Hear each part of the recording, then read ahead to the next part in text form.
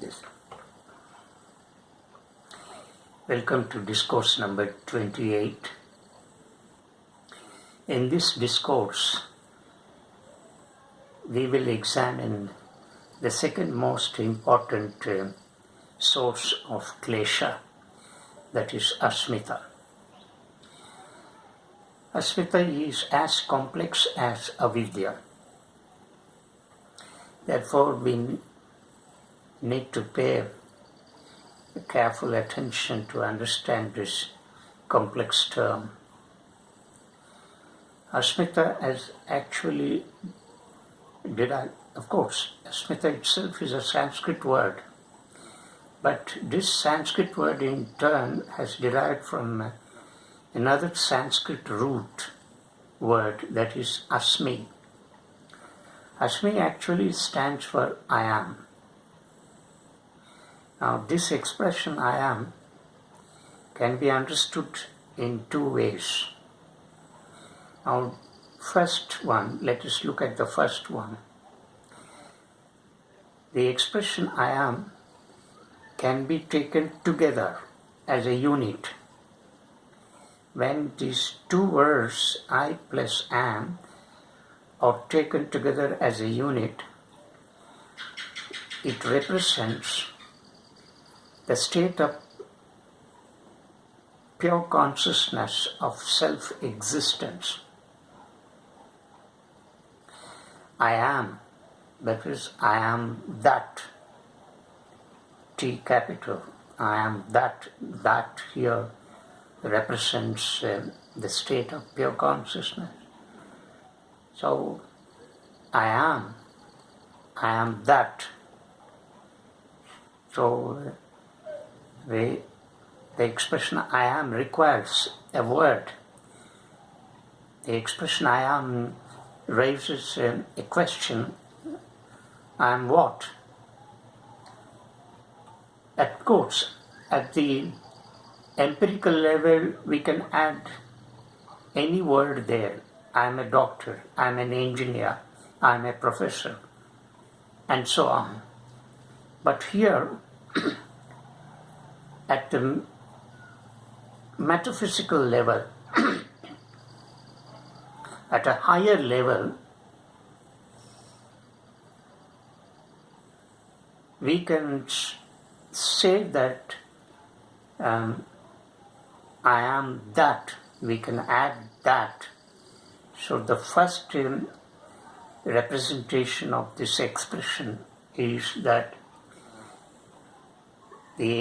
it stands for that state of pure consciousness, of self-existence. So, I am that. So, I am nothing but that state of pure consciousness. I am not the matter. I am not the body. I am not the mind. I am not anything else in this human world, but I simply represent that state. I am that, and there is no difference between me and that state. So this is one meaning that this expression I am can be understood.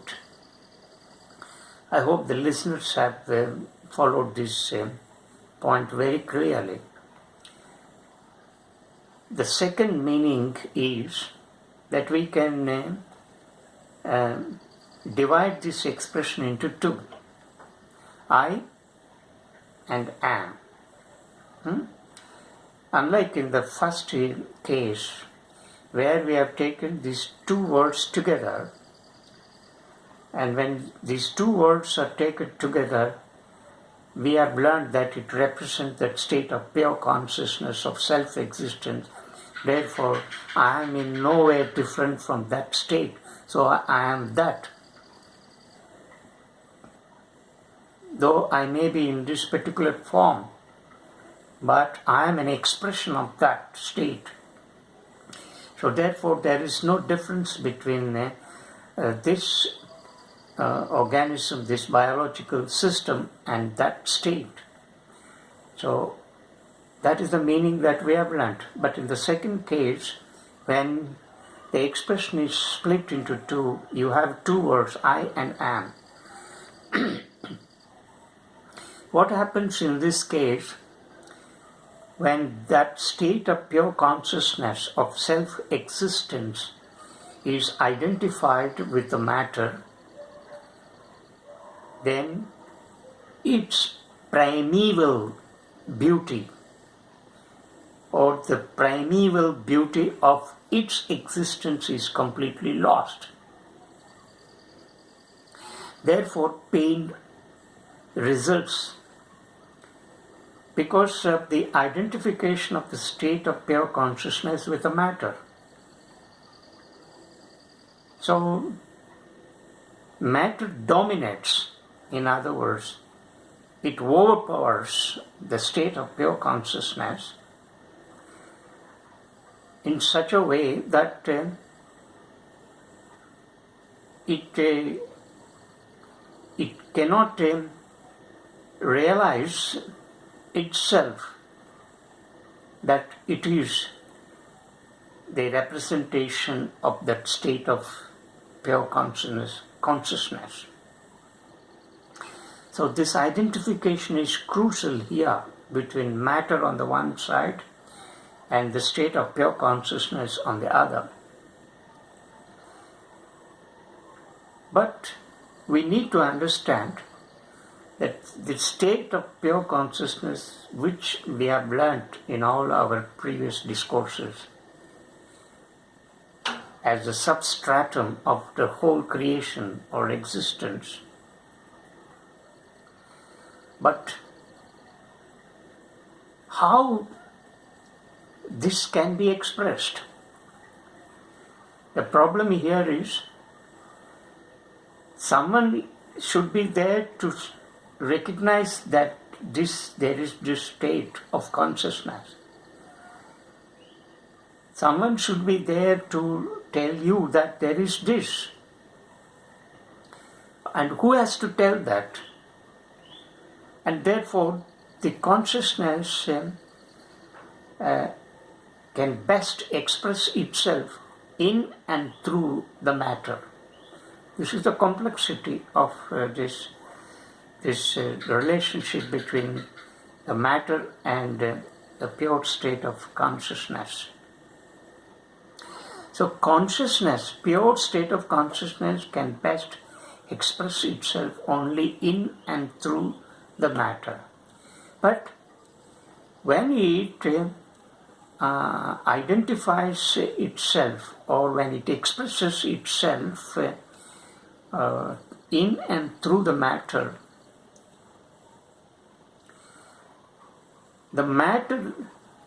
predominates. The matter dominates in such a way that the state of pure consciousness is pushed down. Therefore, its existence is unrealized. Its existence is unknown. And therefore, it results in more pain. So the matter identifies itself with the matter, not with the state of pure consciousness. So this is the second way of looking at this expression. But let's take the second way of understanding this pure state of consciousness and how it loses its primeval beauty of its own self-existence once it comes into contact with the matter. But there is no other way for the state of pure consciousness to express its existence. Its existence can be known only through matter. But despite the fact of matter, through which the consciousness expresses itself, consciousness and its independent existence, self-existence, can never be lost. It is there. It is something like, to give you the best example, to make you understand in a better way, in a theater there is a screen, and on the screen the images and the pictures are projected. Sometimes these images, pictures will be very frightening. Sometimes the images may carry the sense of fire. Say, for instance, a house is on fire and it is shown on the screen. But as long as you see this house being burnt on the screen, we see only the house that is being burnt on the screen. But we will forget that there is a screen behind this image, this picture, because our focus is only on the house being burnt. So we tend to forget there is a screen, and because of the screen, the image is seen. Because of the screen, the picture is seen. Otherwise, remove the screen, there is no picture. There is no such image. There is no such image of house being burnt. So, what is the source here? The source here is the screen. If the screen is removed, we can never see the pictures. If the screen is there, we can see the pictures in any form. But just because the house is on fire, we cannot say that the screen is also on fire, correct? Once the picture stops, once that the screening of the film is stopped, what happens? The picture stops. The burning of the house stops. Then what remains there? Only the screen. So the screen is unaffected by the burning of the house. Any form of picture, it may be very horrible scene, but the screen remains unaffected. Once the screening of film is stopped, what remains is only the screen. If we take this analogy, this example, and apply it to the understanding of this state of pure consciousness and its relation with the matter. Matter here is like a series of pictures. Matter here is like a series of images. And the state of pure consciousness is like the screen. And you see the matter is you can see the matter, you can experience the matter, you can feel the matter only when that screen-like pure state of consciousness is present. If that state of pure consciousness is not there, then matter cannot be seen. So, as long as matter becomes more prominent, also at this point we cannot feel, experience the state of pure consciousness. I hope the listeners have understood this most complex term, Asmita. So we have learned two levels of meaning here. When the expression I am taken together as a unit, it stands for that state of pure consciousness having its self-existence or independent existence. And therefore, you can say that I am that.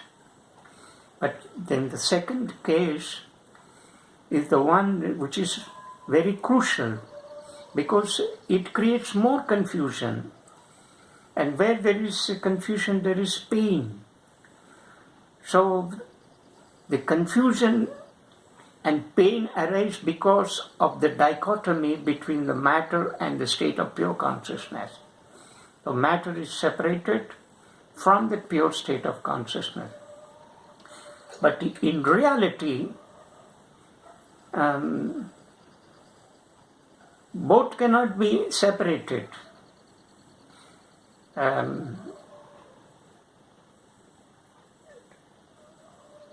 In other words, that the state of the pure consciousness of its self-existence can express itself in the best possible way only in and through the matter. This is another problem of understanding the relationship between matter and the state of pure consciousness. So the existence of pure state of consciousness is known only through the matter. Similarly, if matter is not there, the pure state of consciousness also cannot be known. So we need both to understand the significance of both matter and the state of pure consciousness. From the state of pure consciousness, matter is not real. Matter is like a series of pictures or images projected on the screen. From the standpoint of matter, matter alone matters, but not the state of pure consciousness. Because the matter has here an overpowering influence, an overpowering nature. Therefore, it cannot see and realize the state of pure consciousness, which is the substratum of the same matter. So this is the problem of matter. When we look at from the standpoint of matter, from the standpoint of matter, matter dominates more, and the state of pure consciousness can never be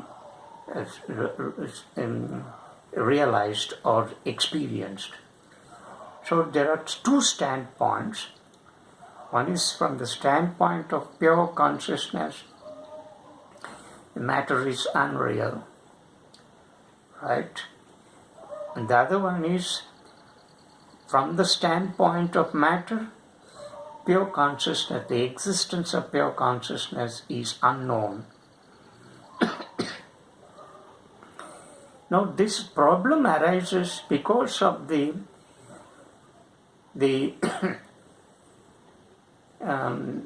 lack of clarity of understanding of the relationship between matter and the state of pure consciousness. I hope the listeners have understood what the speaker is trying hard to convey, the implication of this expression "I am." Well, let me take this understanding to a human level.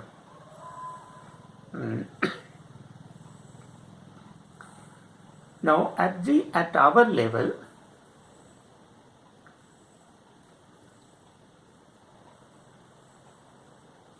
man is the supreme form of expression of the pure state of consciousness, which has expressed itself through its involution. That consciousness involuted, that life or the matter and life have given their best possible progressive expression through the involution of the state of pure consciousness. Therefore, the matter is evolved, and on the earth, this planet, life has expressed itself through the matter, first in the form of material, mineral. In the second stage, through vegetation, that is plants and trees. And in the third stage, through animal life. So this is the kind of the involution of the pure state of consciousness has expressed itself on this planet. And in the state of animal life, in the progressive evolution, man is the acme, man is the culminating point of that state of involution has taken its final and the ultimate expression. In other words, man is not the final product of that state of involution. No. He is the essence of that state of involution.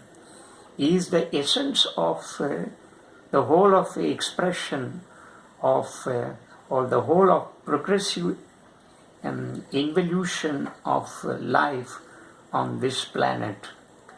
So man is the peak of this involution.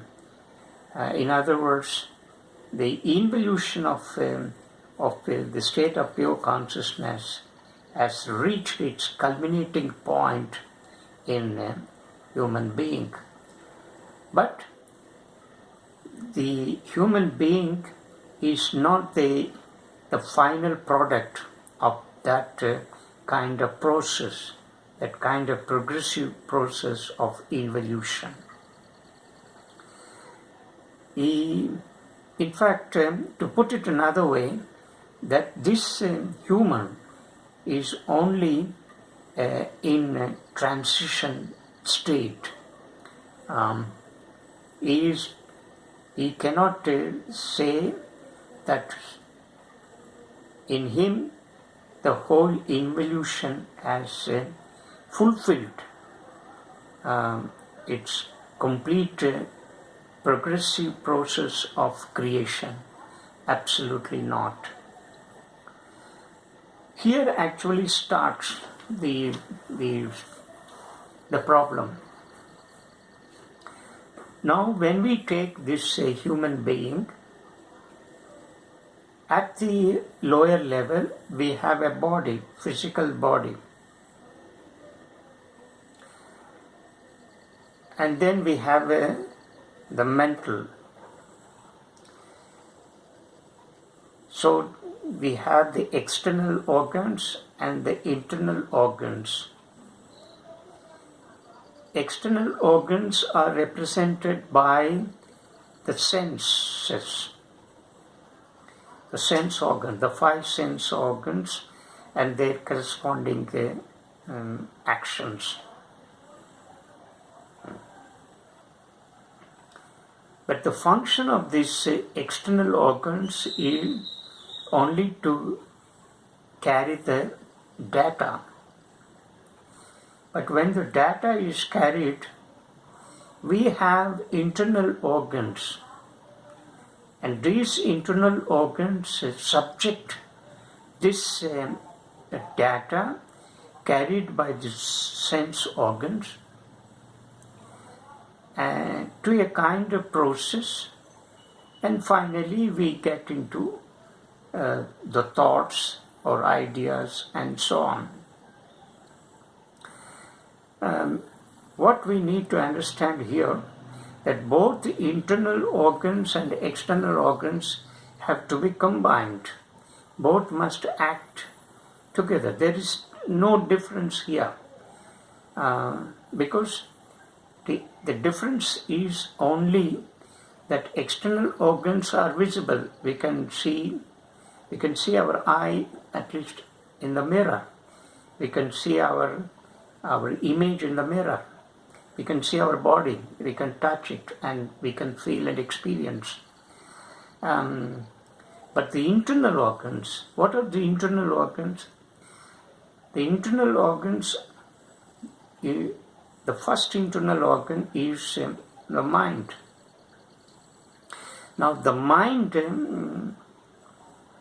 because it is the one which makes this body function.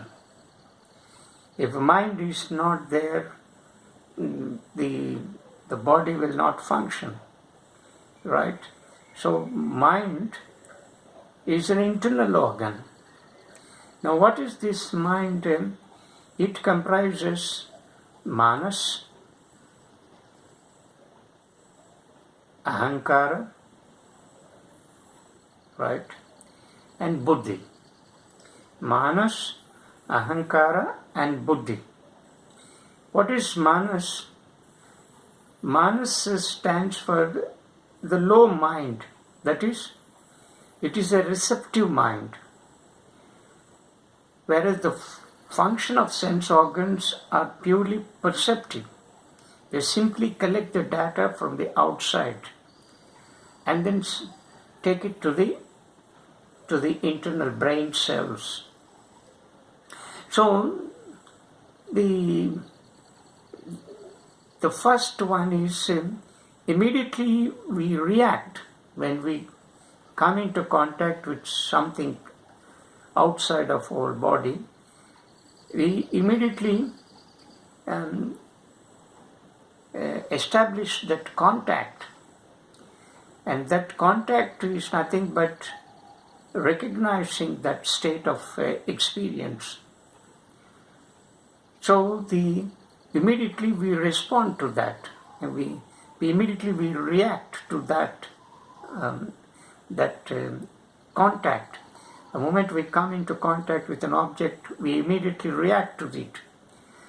So this reaction is called receptive. So manas is receptive mind.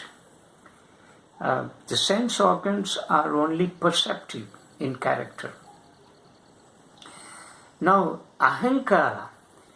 Now the ahankara is nothing but your personality, within quotation. And how this personality is evolved It is from the subliminal impressions stored in the subconscious state, so from which the character is formed. This is what we have learnt in one of our previous discourses. So, the ahankara is the personality, and this personality has emerged out of the subliminal impressions. And therefore, this personality is not real. It is unreal, because it has evolved from those subliminal impressions. And how subliminal impressions are formed, I have already explained this. We come into contact with so many things every moment in a day's life. All those experiences are automatically recognized and then pushed down. So they form the recorded experiences, and those experiences are called as subliminal impressions. So we have all those impressions which are stored in the subconscious state and known as in Sanskrit samskaras. And these samskaras will generate your personality and my personality, right? So this is called ahankara, right? Now the third one is buddhi. What is buddhi? Buddhi here is a tool that is used